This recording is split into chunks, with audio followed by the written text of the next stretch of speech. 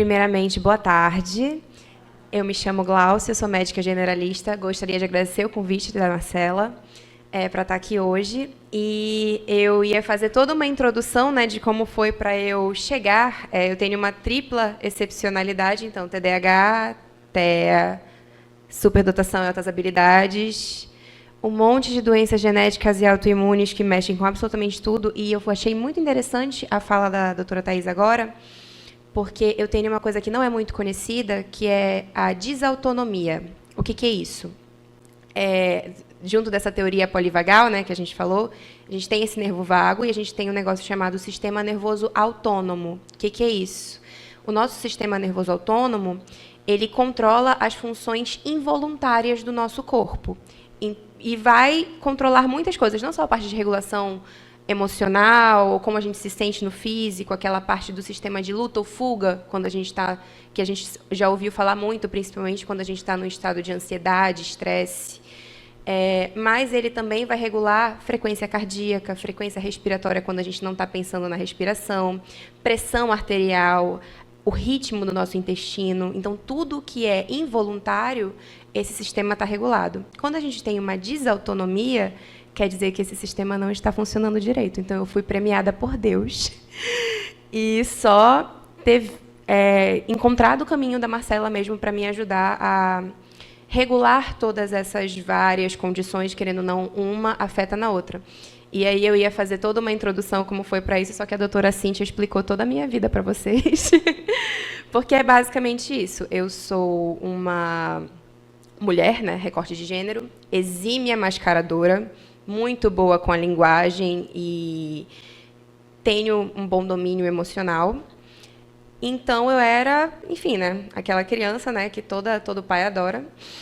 E eu passei a minha infância e adolescência, entrei na faculdade de medicina, cursei, me formei, tudo isso sem saber que eu era TEA, TDAH, altas habilidades. Então, eu tinha muito sofrimento. E então, eu estava num estado de depressão muito grave, diagnosticada com transtorno bipolar, fazendo tratamento para transtorno bipolar sem efeito, né? Porque não funcionou, por motivos óbvios, eu não tinha transtorno bipolar. E o que foi acontecendo foi que, indo no psicólogo, indo no psiquiatra, eles foram falando, olha, eu acho que esse diagnóstico está errado, vamos fazer uma avaliação com o neuropsicólogo. E todo o caminho, até que, depois de formada, com 26 anos de idade, eu tenho 27 agora, eu finalmente recebi o diagnóstico correto e fui encaminhada para intervenções que realmente me trazem resultado.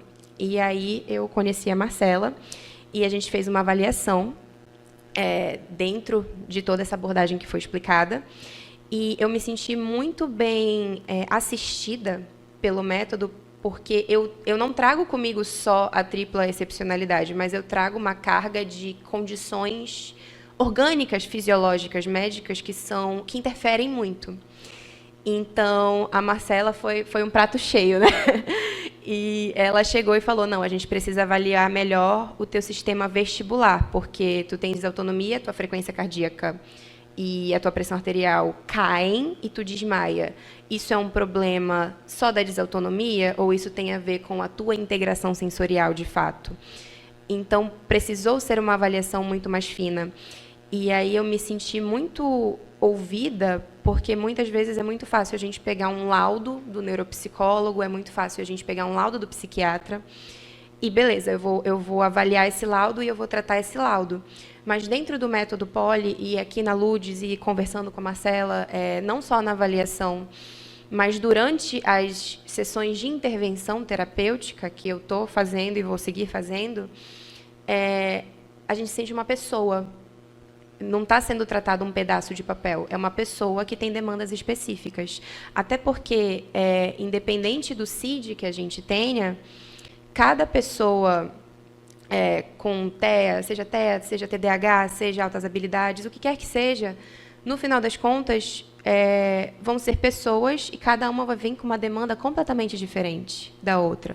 Em alguns momentos, a gente vai ter um sentido que ele é hiperreativo, outro que é hiporreativo.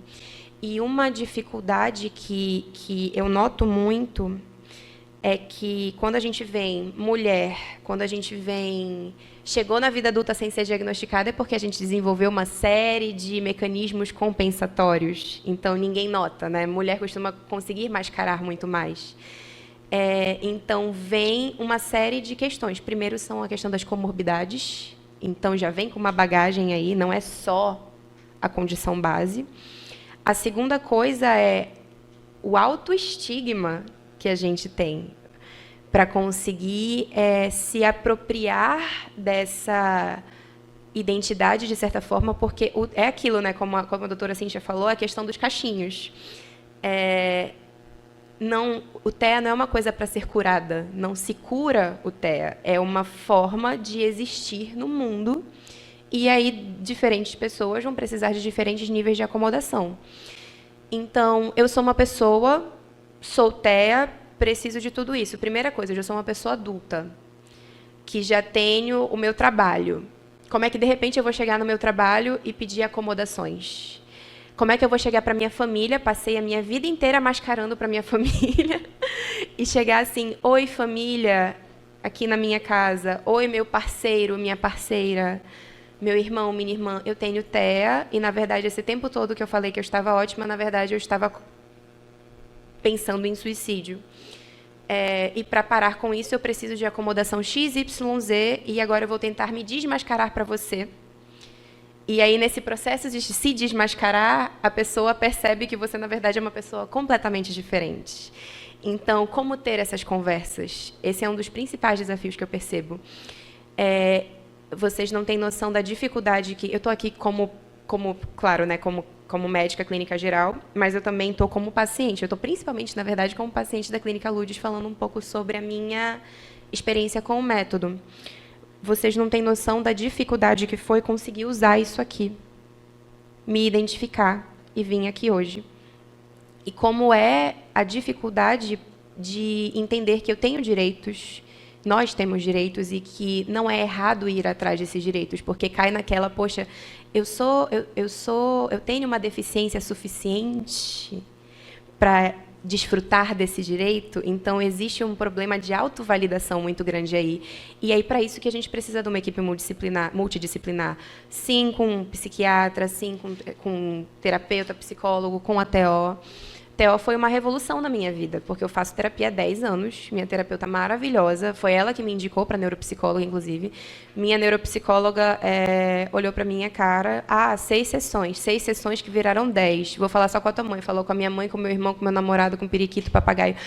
Pegou áudio das crianças da minha infância que eu consegui para ela, porque ela olhava para aquilo e falava, tá, não tem nada fazendo sentido aqui. E ela foi muito minuciosa, graças a Deus. E vim no momento certo que foi criado esse método POLI, que é o que está fazendo uma diferença muito grande. Eu vou dar um exemplo para vocês. Eu tinha muita dificuldade tenho muita dificuldade para identificar as minhas emoções, principalmente emoções que são tidas pela sociedade como negativas, porque a gente precisa fazer um recorte de gênero. Quando a gente é criada mulher, existe uma expectativa para a gente se comportar de uma certa forma, não sentir-se estressa, não demonstrar raiva. A gente sabe, a gente que é mulher, a gente sabe como funciona isso. Então, eu não sabia que eu sentia raiva, eu não sabia como a raiva se demonstrava no meu corpo. Aí, o que acontecia? Eu internalizava a minha raiva e ela se manifestava como um ataque de pânico. Então, era entendido que eu tinha síndrome do pânico. Aí, vamos na terapia. A gente descobre que, na verdade, o que eu estava sentindo não era pânico. Eu tinha um ataque desses toda vez que eu tinha raiva. Então, era a raiva por a percepção de injustiça de alguma coisa em alguma situação que me colocava naquele estado muito semelhante ao estado de pânico. Fomos descobrir que era meltdown e que era shutdown. E quando a gente foi por essa lógica, a gente conseguiu resolver, não, mas lidar melhor com muitas coisas. E aí, dentro do método POLI, com a Marcela e com a intervenção que a gente está fazendo, dentro das sessões de descobrir o limiar, primeira coisa, não só avaliar cada sentido, mas entender que não são só aqueles 5 sentidos básicos que a gente sabe, mas também tem a questão de propriocepção, interocepção, e a parte vestibular, que para mim me pega muito. pela questão da desautonomia, e eu saio desmaiando por aí. Mas também o que acontece, como é uma sessão, né? A gente chega, ela vê o meu estado geral e vê o que eu preciso naquele momento, porque tem momentos que eu chego muito mal e a gente muda o planejamento da sessão, porque ela, de novo, ela está tratando uma pessoa, ela não está tratando a planilha dela, o que eu acho incrível. Mas vamos supor, cheguei num dia bom, então a gente faz uma atividade que é como se fosse, eu sinto, tá, que é como se fosse uma academia. É uma academia para os meus sentidos. A gente faz uma atividade que nem quando a gente faz uma musculação e a gente chega até o limiar da onde a gente pode e a gente percebe que a gente vai desregular. É como se fosse isso. Vamos fazer uma atividade para perceber qual é o limite aqui, só que dentro de um ambiente controlado, para ver o que a gente pode, o que a gente tem uma limitação aqui, dá para fazer isso, dá para fazer aquilo. E aí, quando eu chego nesse limiar, ela me auxilia a perceber que eu cheguei no limiar, porque eu tenho um problema muito grande, eu acho que não sou só eu, porque é aquilo, pessoas neurodivergentes, elas vão se encontrando e vão andando que nem um monte de patinho, assim. A gente vai se encontrando pela vida, nem sabe que é neurodivergente, e quando vê o grupo inteiro é neurodivergente, mas é porque todo mundo se entendia e ninguém sabia. Então, essa é uma experiência universal. E aí, ela vai, dentro desse ambiente controlado, a gente vai percebendo qual é esse limiar, porque eu não me percebo, foi uma coisa que ela me atentou, de não perceber quando eu tinha atingido o meu limite e tentar me forçar além do meu limite e isso provocar uma crise muito feia. Então, um aprendizado que eu estou tendo é entender o meu próprio limite. Difícil, muito difícil, porque eu quero abraçar o mundo e não consigo. Ninguém consegue, ninguém deveria, neurotípico ou não, deveria respeitar os próprios limites. E depois que a gente atinge esse momento, faz-se uma atividade regulatória. E aí eu vou descobrindo como eu consigo me regular, com assistência, mas também elaborando planejamentos para como conseguir me regular na minha vida, nas minhas atividades cotidianas, quando eu não tiver uma assistência do meu lado. Como é que eu posso fazer para conseguir atingir esse estado de autorregulação quando eu estiver sozinha? E isso é um aprendizado diário, semanal, e aí tudo que eu pego na sessão eu vou lá e vou aplicando no meu dia a dia. 6 meses atrás eu não conseguiria estar aqui falando com vocês, eu não conseguiria estar falando. Era esse o estado que eu estava 6 meses atrás, eu não conseguia trabalhar mais, e eu não conseguia ter mais de um compromisso no mesmo dia. Se tinha 2 pessoas falando comigo ao mesmo tempo, tipo uma conversa de grupo, eu não conseguia entender as 2 pessoas e tudo se manifestava como ansiedade, ansiedade, ansiedade. Até eu entender que era uma questão sensorial e a gente trabalhar de forma sensorial, utilizando vocabulário para isso, um vocabulário adequado, é aquilo. Informação salva vidas, como disse a doutora Cíntia. Então, a gente ter um vocabulário adequado para eu poder me comunicar com o meu psiquiatra, para poder me comunicar com a minha família, me comunicar comigo mesma. Isso devolve uma autonomia, dá uma autonomia muito grande para a pessoa, para ela conseguir entender o que ela precisa e pedir o que ela precisa quando ela precisa de ajuda. Então, esse vocabulário que a gente ganha a partir do diagnóstico e a partir das intervenções corretas, que realmente têm uma eficácia, são fundamentais.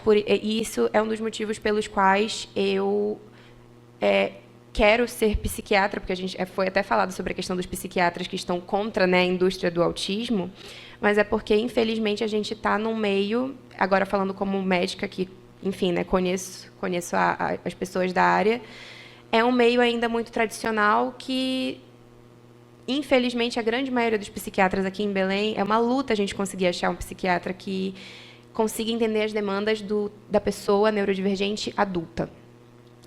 Ainda existe muito aquela questão da visão da criança, e é sempre a criança, e ser adulto não questão de personalidade é outra coisa. Então, vir com esse olhar de uma forma humanizada, olhando para a pessoa, não olhando para o pedaço de papel, entendendo que a pessoa é uma pessoa e que cada pessoa é uma pessoa, independente do CID que ela tenha, é uma coisa muito importante para mim, que eu encontro aqui na TO, encontro com esse método, encontro com a Ludes. Então, eu só tenho a agradecer. Muito obrigada.